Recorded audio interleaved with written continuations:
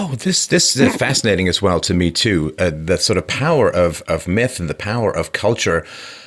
I worked, I was at the National Theatre School. I wrote plays and novels and so on. And so I worked a lot with allegory, metaphor, and character.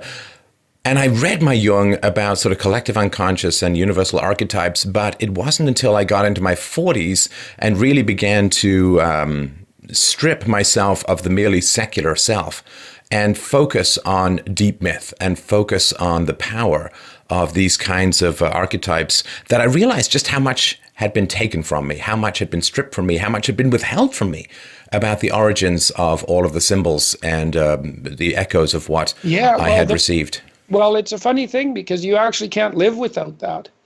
One of the things that's been unbelievable to me over the last year is, there's a couple of things, because I've been communicating with so many people in public and also online. So one stream of response that's quite remarkable is that many, many people tell me that when they listen to what I've been talking about with regards to these deep symbolic structures, that it's as if they already know it, but don't have the words for it. And that's exactly right. And I would literally say hundreds of people have said that to me. So say, well, you're reminding me of something I already know. And of course, that's actually the hallmark of archetypal thinking, because the idea of the archetype is the idea that your thinking is structured. Underneath it, like there's a structure underneath your thinking. And then your thinking can reflect that structure when you become aware of the archetypes. And then that kind of puts your conscious self-knowledge in alignment with who you most deeply are. It's remembering in the Platonic sense. And I think that you do experience a coming home, so to speak, when that occurs. Jung himself said that was a better occupation for the latter half of life. And so the fact that it really started to hit home for you in your 40s actually makes sense, let's say, from a developmental perspective, because let's say you're in the last half of your life, what you're supposed to be doing with that part of your life is accruing wisdom, and that for your own psychological purposes to stabilize yourself, but also so that you can act as a stabilizing force in society. So. Right. Well, and sorry to interrupt, but this is the fascinating thing for me over this Christmas season. I think one of the things that has occupied me particularly over the last year or two has been this question of why it seems so hard for the West to rouse itself to defend its own countries and institutions.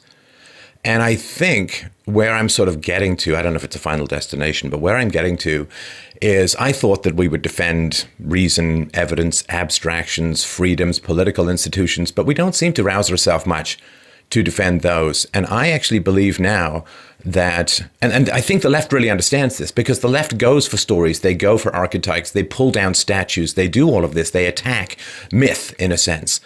And I really think that fundamentally we only really defend stories. We only really defend archetypes. We only really defend myth. That's what we can rouse ourselves to do. And that's why it gets stripped from us. So we're defenseless. Well, that's actually the definition of archetypal. Archetypal is precisely what would rouse you to its defense. And I mean, I've been trying to understand to some degree what the proper level of analysis is with regard to the ongoing culture wars. And as far as I can tell, this is why I did, you may know that I did a series of 15 biblical lectures this year. I only got through Genesis. I'm going to start on Exodus next year. But as far as I can tell, and this is sort of in keeping with the idea of a descent into the underworld to rescue the dying father, let's say, which is also part of the Christmas story, because that's the death of the sun, the solar orb, and then its rebirth, is that we won't rouse ourselves to defend anything that we have unless we go back to the source of those things and understand what it is that we actually possess. Now, I've been trying to make a case over the last year for the divinity of the individual, essentially, which is the central idea of the Christian story, right? I mean, the divine child is only potential, even, but given the symbolic importance of a world-redeeming figure, that's what the new infant is. And the thing about that, you can strip that of its dogmatic connotations, although there's reasons not to, but you can, and read it purely psychologically. And it's a story about the fact that what truly is the light in the darkness is the potential in each individual human being. And that's the story of the West. And the thing about that story is that it's right. It's correct. We got it right. Because otherwise it's it's chaos or the group. It's like, well, you don't want chaos unless you want chaos. And believe me, man, if you want chaos, you better bloody well get prepared for it, because maybe you're not the kind of bloodthirsty monster that could really revel in it. And maybe you are too. And then if all you want is the group, well, you better bloody well be prepared for that too, because the group is not you. And if push comes to shove, the group will sacrifice you for its own interests in no time flat. And so if you think that salvation lies on those two ends of the distribution, you've got another think coming. Well, that's the mere Darwinian lust for power. And this, to me, is one of the great stories that's important to remember about the first syllable of Christmas, which is Christ, which is that, to me, the elemental story, and it's not that there's one, but the one that's resonating for me most at the moment, Jordan, is this idea that if you reject material power, you achieve immortality. Because that, to me, is the great temptation of the world. And this, to me, is coming out of the Hollywood stuff, where there is this basic satanic deal that's offered to a lot of these young actors and actresses, which is, if you surrender to my earthly lusts, if you surrender to the humiliating subjugation to pretend to find me attractive, though I'm old and grizzled and look like half a shaved bugbear, if you surrender, then I will grant you material wealth, fame, and power beyond your wildest desires. That, to me, is Jesus out in the desert. And this is a very strong thing that has happened. But Jesus, of course, by rejecting that, achieved an influence far beyond anything he could have, even if he'd taken the entire world the devil offered. It's really interesting, too, because it isn't even, I don't think, so much a matter of rejecting it. It's formulating a better deal. So the story of Christ in the desert is, and I've spent a lot of time, in fact, I write about that a lot in my new book, in chapter 7, which is called Do What Is Meaningful, Not What Is Expedient. And I think of meaning as, first of all, I think that meaning is the most real of all phenomena, with the possible exception of pain. But I think it might even be more real than pain, because it can supplant and transcend pain.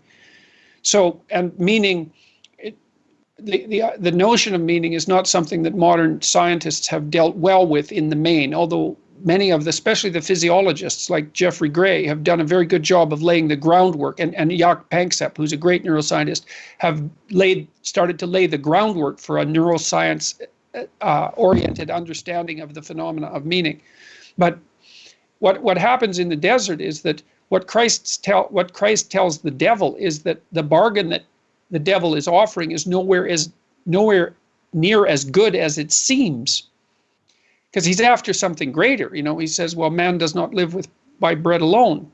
And the idea is that it isn't so much that you should reject the attractions of wealth and status and privilege and power. It's that there's something that you could pursue that's way better than that in every possible way. And that has to do with, well, first of all, developing the sort of character that's capable of withstanding evil, and second, setting your sights on reducing the suffering in the world. It's something like that. It's laid out quite nicely in the Sermon on the Mount, I would say, which is a very difficult document to parse through. But it's not all rejection. It's like, why would you go for leaden weight when gold is right in front of you? And I think, like, one of the things I've really come to understand about these symbolic representations is that they're metaphorical, and you might call them abstract and ideal even. And so then they tend to be otherworldly. They tend to be viewed as if they're otherworldly virtues. Nothing could be farther from the truth. The practical advantage of genuine virtue is so striking that nothing else even exists in the same category.